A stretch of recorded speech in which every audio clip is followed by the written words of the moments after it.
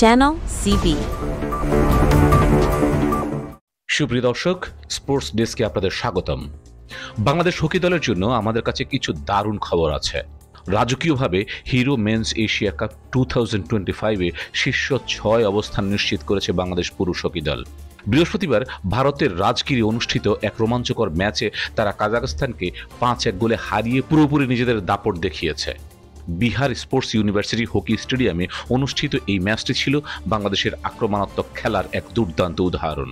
ম্যাচের শুরু থেকেই তারা খেলার নিয়ন্ত্রণ নিজেদের হাতে নিয়ে নেয় এবং প্রথম 3টি কোয়ার্টারের মধ্যেই তাদের 5টি গোল নিশ্চিত করে ফেলে। Penalty corner specialist Ashraful Islam ছিলেন দিনের নায়ক। ম্যাচের 10ম মিনিটেই তিনি বাংলাদেশকে এগিয়ে দেন। এরপর 23তম মিনিটে পেনাল্টি স্ট্রোক থেকে ব্যবধান দ্বিগুণ করেন তিনি। কিন্তু গোল করা এখানেই থামেনি। রোমান সরকারও ছিলেন দুর্দান্ত ফর্মে।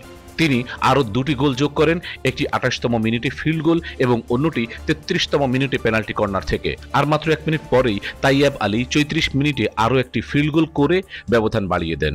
কাজাখস্তান অবশ্য এর 4 মিনিট পর একটি গোল শোধ করতে সক্ষম হয়েছিল, তবে ততক্ষণে বাংলাদেশের জয় নিশ্চিত হয়ে গিয়েছিল। এই দুর্দান্ত জয়ের মাধ্যমে বাংলাদেশ 5ম স্থানে প্লে অফ ম্যাচের জন্য জায়গা করে নিয়েছে। একই ভেন্যুতে এই রবিবার তাদের প্রতিপক্ষ জাপান। এবার চলুন তাদের শীর্ষ 6-এ পৌঁছানোর যাত্রায় এক ঝলক চোখ বুলিয়ে নেওয়া যাক।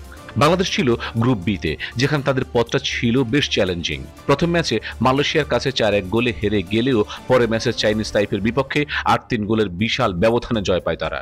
তবে গ্রুপ পর্বের শেষ খেলায় 5 বারের চ্যাম্পিয়ন দক্ষিণ কোরিয়ার কাছে 5-1 গোলে হেরে শিরোপা লড়াই থেকে ছিটকে যায় তারা। কিন্তু প্লে অফ ম্যাচে তাদের পারফরমেন্স দলের অসাধারণ রেজিলিয়েন্স এবং দৃঢ়তা প্রমাণ করে।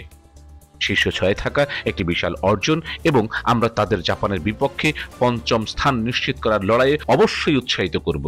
প্রিয় দর্শক, আজকের স্পোর্টস ডেস্কে এ পর্যন্তই। দেখা হবে পরের কোনো ভিডিওতে, পরের কোনো খবর নিয়ে। সে পর্যন্ত ভালো থাকবেন। ধন্যবাদ। Subscribe now for daily news and updates.